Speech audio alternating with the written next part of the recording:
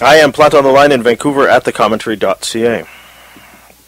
My good friend Michael Kwan is back with a new book. I finished it recently, and it's a great read, and I'm not saying that because he's my friend and he's sitting in front of me, but it's an engaging book. It's called Beyond the Margins, an indispensable guide for first-time freelance writers, designers, and other work-from-home professionals. You might know Mr. Kwan from his blog, Beyond the Rhetoric, which you can find on his website at michaelkwan.com. In this book, as the subtitle says, he offers a guide on how to get into the freelance business, whether you're a writer or not.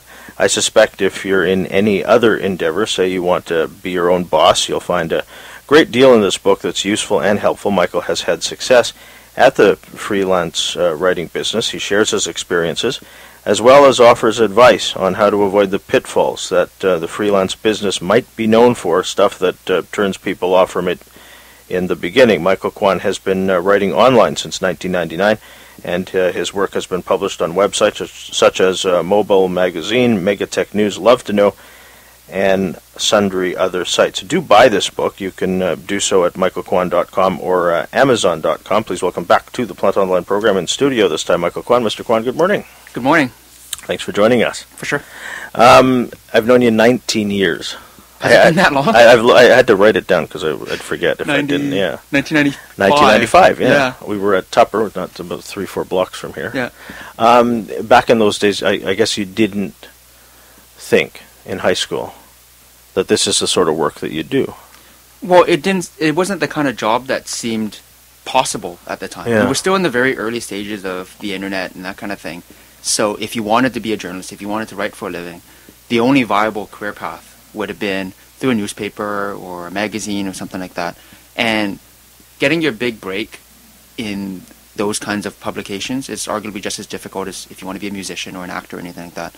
So while it was an ambition that I may have had at that point, it didn't seem like something that was reasonable at the time. I thought I was, for a while I thought I was going to be an architect, and then later on I thought I was going to be an accountant, and then it wasn't until towards the end of high school, beginning of university, that the internet kind of became what it is. And I started to realize that it was possible for people to not only make money on the internet, but, be your own boss on the internet. And that's a very different thing than writing for someone else under more conventional circumstances. And I always knew you as a pretty good writer. Did you want to do something? I mean, I'm sure you didn't think it was possible, but I mean, is that something in the back of your mind that you wanted to write, say, for a living? It was something that developed during high school, Yeah. I guess, because I wouldn't say that I was a book nerd, because I really wasn't, but Yeah. but like I really enjoyed the power of the written word and what you're able to accomplish by just some ink on a piece of paper, right? And again, this isn't just because you're my friend or anything. But it is because that you started the commentary as the email newsletter thing, and I wrote a few things for you. And then I started my own email newsletter and stuff. So I did that. It started out as a hobby because I enjoyed writing just for fun. There's no money to be made there or anything like that. And I was more than happy just to have real people read what I was writing. So it was something that I enjoyed doing as a hobby, but it wasn't something that I really considered as a possible career until halfway through university, when I realized after the first couple of years that I didn't want to be an accountant, and I didn't want to go for more school to be an architect or pursue psychology or something like that. And then was that when you realized that you didn't want to, say, work for someone else? In a sense, because while I was at UBC, I was part of the arts co-op program. So that gave me an opportunity to get some real work experience in the real world, and I ended up getting placed at a few different places. And what I found is the positions where I had more autonomy, more independence, more of a flexible schedule, more control over what I wanted to do, is where I derived more enjoyment, where I derived more.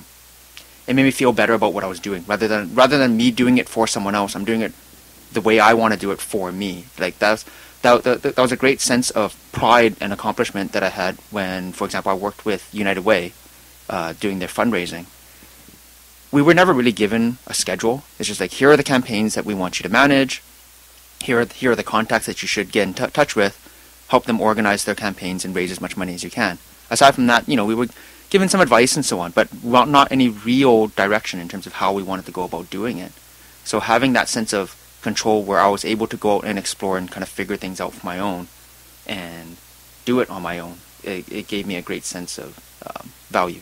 So you write in the book that it was 2006 when you really got down to it and sort of established yourself as a business, right? Correct. I'm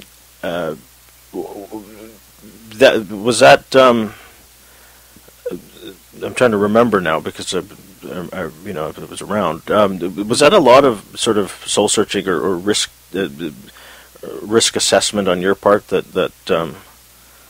I think that I came from a very fortunate position in that after I graduated from university in 2005, I graduated with no student debt. I had no debt. I had a little bit of savings, but I had no debt. And I was still living at home with my parents. So in terms of expenses, it would be, my cell phone or going out to watch a movie and things like that. I didn't have any real expenses. So the ability to take that quantum leap where I could try freelancing, say for 6 months or a year, and if I happen to fail, I'm not out of house and home. I'm not completely broke. I can always go back and try to look for conventional work if I needed to.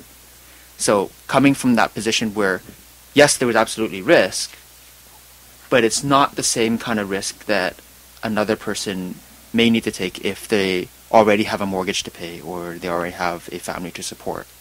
So for me, it was an easier transition than it might be for someone later on in life or someone who already has debt. But I got there. Yeah, and so that's how the book opens, is deciding whether this is for you or not, and making sure that you're able to do it. Yeah. To try it out to see if it works or to sustain it even. Yeah, so then for someone who might be doing this later on in their career, my suggestion or my advice is that you should have enough of a nest egg or savings so that should this not pan out for you for whatever reason, that you're still able to pay the bills for those however long you want to run this experiment, right? If you don't have that money on hand, you're gonna end up stressing up so much on paying the bills that your mind won't really be focused on what you need to do to build your business, right? And then there are those sorts of considerations that you have to make in terms of finances and the sort, but also personal ones, social ones. It can be a lonely sort of existence, right? Yeah, it completely boils down to the kind of personality or the kind of work style that you prefer. If you're the kind of person who is used to working in an office with a lot of people, there's a lot of kind of white noise in the background with people chatting and phones ringing, you love water cooler banter, you like going out to lunch with your colleagues, working from home as a freelancer may not be an appropriate choice for you, because I spend 8, 10, 16 hours a day in front of a computer in my home office by myself.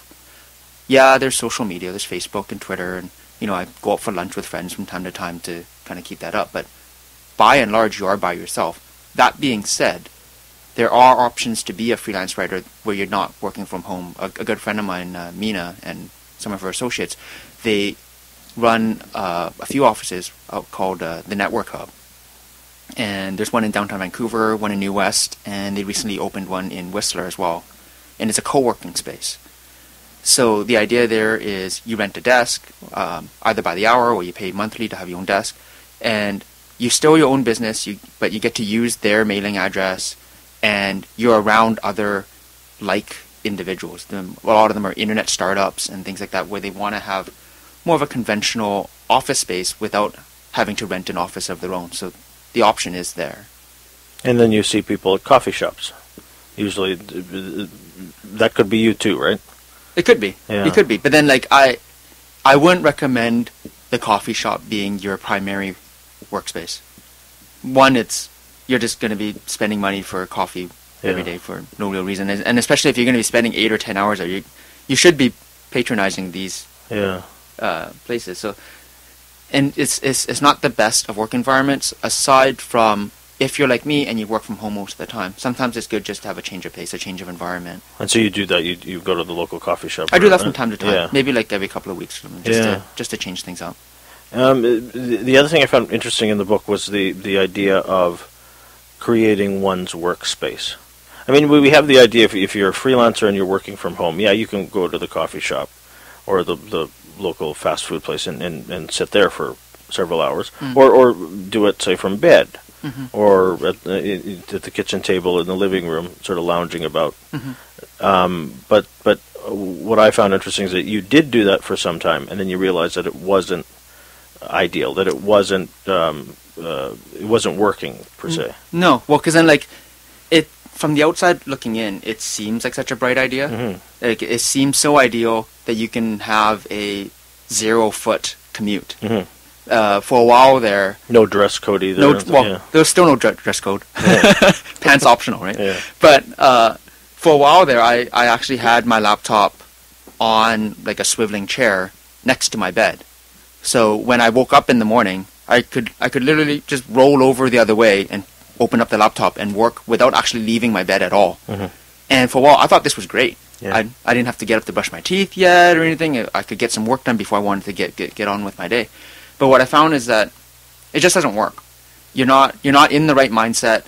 You're not being productive, and you don't have the right kind of separation between what is work and what is home. And so I tried moving my laptop to like the kitchen table or things like that to have more. It wasn't really a dedicated workspace, but at least I was outside of my bedroom. Like I stopped wanting to associate my bedroom with what I'm doing for work.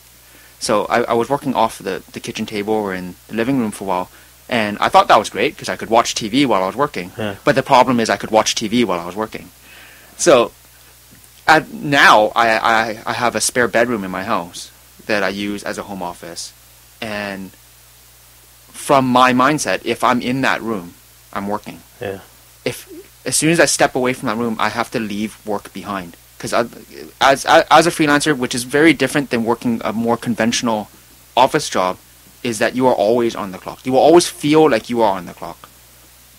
Any spare moment that you think you have, I could be doing this or I could be doing that, and there's this endless sense of guilt that's boiling in the pit of your stomach. That's like, I shouldn't be watching this TV show because I really should be working on this project for this client. And you really need that kind of separation, not only for your own sanity, but for your own productivity. So when you are at work, you are fully dedicated to it. And when you are with family, you're not worrying about work. Right? Yeah, and so you're able now, I'm assuming, to have the sort of the work-life balance. I try. It is an ongoing challenge, and it's something that would never completely go away. But that's something that you have to think about, though, that you can't... That is something you have to consciously think about. Like, you have to sort of plan your day, almost. There are some freelancers and small business owners and things like that will tell you the best way to do it is to still schedule your day. Like, completely schedule your day. I am in the office from 8 a.m. to 4 p.m. or whatever. Yeah. That's not how I operate at the moment, but it is something that works for other people. Yeah. So, while I don't schedule my day, I do give myself like a to-do list or a task list that I aim to accomplish that day. And if I'm finished what I want to finish that day, then that's it, right? Yeah, you're not leaving Suzanne to be sort of a freelance widow, right? You know.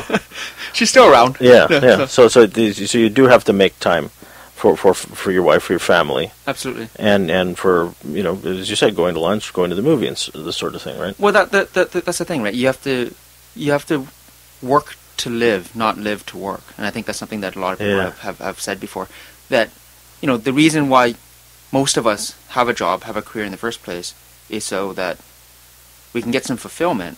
But more than anything else, money runs this world. You need to pay the mortgage, you need to pay the bills, you need to have that money. But then, why are you earning that money in the first place? It's so that you can enjoy that time with your family and with your friends and with your loved ones, so that you are getting out of life what you want to get.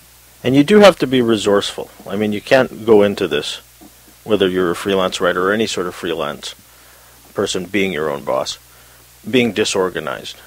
You do have to make plans. You do have to, adhere to. I mean, it can, you can carve out your free time as much as you want, but at the end of the day, there's still a job to do. Yeah, exactly. Because then, because you're not working in more of a conventional office, you're not going to have a supervisor or a boss hovering over your shoulder, or even just the passive sense of having coworkers around you. And it's like, oh, I should probably look busy, even if I'm not busy. When you're by yourself, there's no one there to hold you accountable except for yourself. So organization is definitely a big part of it. Discipline is arguably even bigger. You have to convince yourself that if something needs to be done, you should do it. You can't perpetually procrastinate. It's like, well, I'll just do that tomorrow. I'll just do that tomorrow. And you have to wear different hats. Absolutely. Yeah. That's actually one of the bigger challenges, and it's something that you learn along the way more than anything else.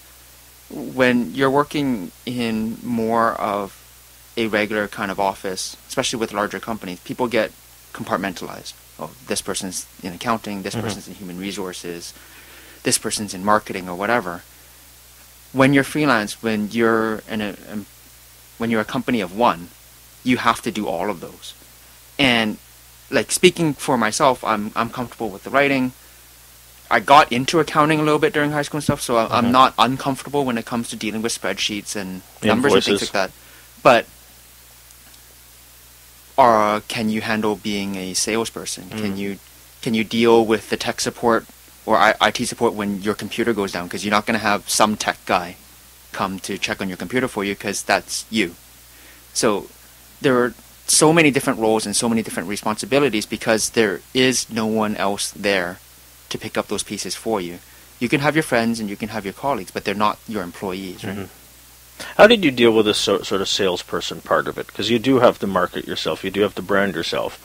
Yeah. You do have to get out there and get jobs, otherwise you wouldn't be a freelance writer. Yeah. There's also a lot of rejection in that, I'm assuming. Absolutely, yeah. For me, sales is something that I almost wanted to get away from. Yeah. It was part of one of, as I was saying earlier, when I did the co-op program at UBC, I worked for one company where sales was the number one focus. How can we upsell the customer on XYZ? And I wouldn't say that I'm necessarily uncomfortable with sales, but it's not something that I enjoy doing. So for my part, it's not so much about the direct sales as much as it is about brand building and marketing and networking, so that I am connected with the right kind of people who can then help me find clients or attract the right kinds of clients for me through word of mouth or word of mouse, as the case may be.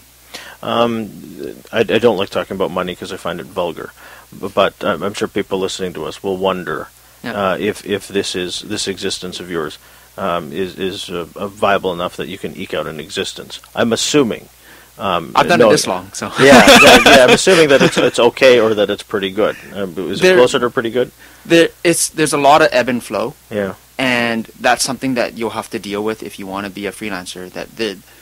There are strategies and there are ways to try to hedge your bets in terms of the feast and famine cycle, but there are going to be times where you're going to feel overwhelmed by work because you've taken on too many projects, and then a couple months later you'll realize that you have next to nothing to work on, and as a result, next to no money coming in. So it is something that you have to constantly work on to be able to maintain a reasonable amount of income that you can live comfortably on. I've had up years and I've had down years, but it's something that you have to look on for the long run. That on average, are you able to, make a reasonably comfortable living? I'm by no means rich, but I'm able to pay my bills. We own our own home, right? So. Yeah, and if you were working, say, in, you're probably making more than if you're working a retail job or something like that, right? Yeah. You're making more than minimum wage, I guess, because I'm sure people will say, well, why don't you ask him how much money he makes? But I don't. As I said, I find that distasteful. So. And I'd be a sample size of one. Yeah. It wouldn't be representative of what a person can make as a freelancer. There are people that work-at-home moms or what have you that are only pursuing it part-time. So they're necessarily only making a part-time kind of income, but they're able to supplement what their family is making. But at the complete opposite end of the spectrum, there are freelancers who are making six figures or more Yeah. comfortably for doing what they love to do. So it varies wildly. It would be the same thing as if, and there's an analogy that I've used on my blog a few times when this question comes up. If someone were to ask you how much does it cost to buy a car, well, it depends. You could buy the used beater car for $1,000, or you can buy a Ferrari for $200,000. They're both cars. They both will get you from point A to point B. And as a freelancer, you could be struggling to make ends meet. You could be struggling to make the equivalent of minimum wage for hours worked, especially with the kind of hours that you work as a freelancer. But at the opposite spectrum, the upside is infinite. Right? You could theoretically make as much as you want. You just have to figure out how to get there. So one of the things that the internet does is that you're able to work from home, and you can work, say, there are freelancers throughout North America. What's this place like, Vancouver, compared to, say, other places? I mean, is this a good place to work? I know people say it's expensive to live in. It is expensive to live in, but in terms of opportunities, as well as, say, the amount of money that one would make in this sort of field. There's probably more opportunities to take a more. I wouldn't really say that either. There are more opportunities just being in a major city, Vancouver, Toronto, LA, New York, just because of the congregation of people, just because there are more and larger companies that call these cities home. But at the same time, you also have greater opportunities as a freelancer because there are more startups, especially in Vancouver, San Francisco, places like that, where there are a lot of startups, smaller companies that need help with writing, in my case, or photography or graphic design or what have you. And it is easier to network in person than it is over the internet. Some of my best contacts have been made in person in Vancouver. That's not to say that I don't have great relationships with my clients that live in other parts of the world, but making that face-to-face connection goes a long way. It adds something to that. Yeah. Because then people will feel more comfortable working with you because now they've met you in real life. And that's the other thing about you, is that you're not just a writer. You do some of the photography. You do some of the editing, programming, and that sort of stuff. You do have to wear those sorts of hats as well, different hats. It's something that I've continued to learn over time, not only as an added value to the clients, but even for my own sake. That, for example, when I do a product review, I'm not just writing up the review of this new cell phone or tablet. I'm taking the pictures of it so that when I am doing the review, there are images that are not taken from the press package. And by the same accord, learning what little I know about HTML and PHP and CSS and all this kind of stuff, so that I am able to reasonably update and maintain my own website without having to outsource that to someone else. There is value to outsourcing that so that you don't deal with that, but I'm naturally curious about things like this, and I enjoy learning. And learning never stops. It never stops. Yeah. Well, especially in this day and age with the internet and technology and stuff. What you could have been an absolute expert in web development 5 years ago, and what you learned 5 years ago may not even be relevant now. Yeah. The other thing about this book, what I liked about this book, is that why it's useful for not only people who are aspiring to be writers. It's for people who, because when one reads the book, an attitude sort of comes across, and it's an attitude of being resourceful, being organized, and the sort. In terms of, say, setting goals, people may not want to set goals because they think it's you're dreaming, you're wasting time dreaming, and the sort. But you do have to have that sort of you do have to have that. It's not unrealistic to set goals, right? In your case especially, because you do have to think, as you said already in this interview, you have to think about the long run. And I'm wondering how did you learn that? Did you know that all along?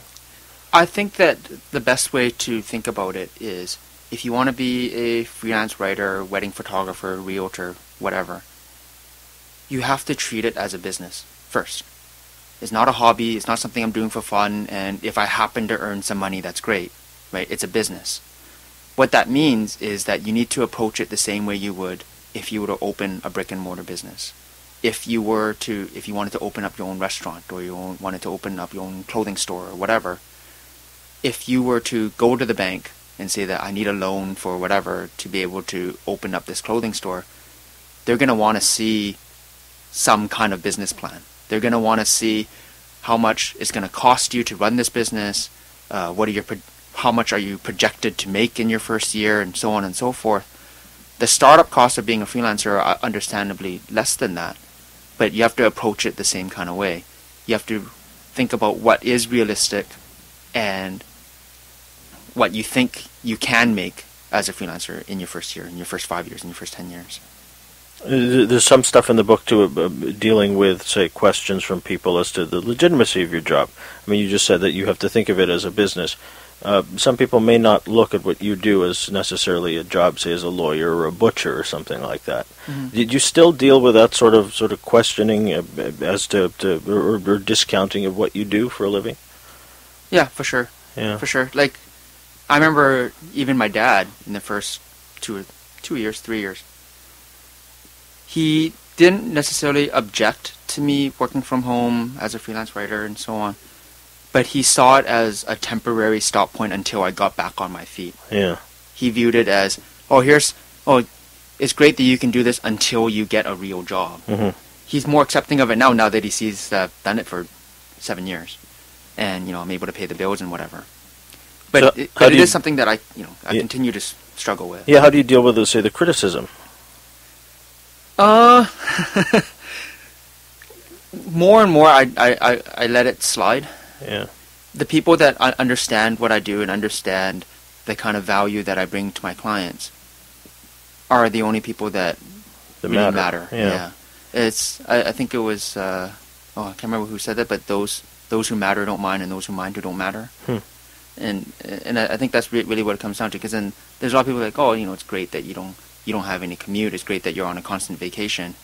And I used to take really strong objection to that, because I am arguably I'm putting in more hours than the person that's working a 9-to-5 office job, because I am always on the clock, right? So it used to matter to me more, but now the only people that should matter are the ones that do. Right? So 19 years ago, the sort of career that you've fashioned for yourself didn't exist. Do you think it's sustainable enough, say, for the future? 5 years, 10 years down the road, 19 years down the road? I think that with the way that the internet is going, with the way that it's growing, it's become both easier and more difficult to make money on the internet. Partly because there are more people that are doing what I'm doing, writing for websites and things online. So there's a greater competition. But there is also greater opportunity, because there are more websites. There are more people that read their news online rather than through a conventional newspaper or magazine or radio or TV. So it's, if nothing else, working as a freelancer, working for myself all these years, if nothing else, they've taught me a great range of soft skills that could be applied to wherever this world goes in 19 years. If nothing else, it's taught me to adapt to the situation.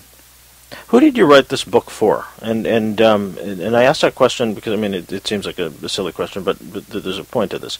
I'm sure people come to you and ask you what you do, have questions about what you do, and then there you go, you just give them the book or sell them the book, and then they'll find out what you do. But it also gives them sort of aspiring people the advice that they need.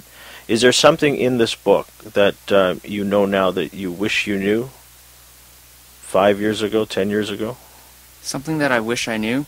Yeah. Just how difficult it is to separate regular life from work. And something that's really come up is people don't realize that your dream job, whatever your dream job may be, is still a job. It's still work. Yeah, I have my fun, right? Just like anybody else. But work is still work.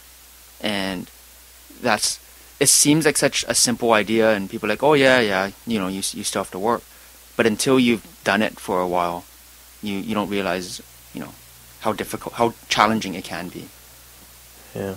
Well, I appreciate coming in to do this. It's congratulations on this book. I read it with great interest. Thank you. And I quite enjoyed it. So continued good luck with it. Thank you. It's good to finally do an interview in person. Yeah. The michaelkwan.com is the website. The book is called Beyond the Margins, an indispensable guide for first-time freelance writers, designers, and other work-from-home professionals. Its author, Michael Kwan, joined me in studio here in Vancouver. I'm Joseph Planta.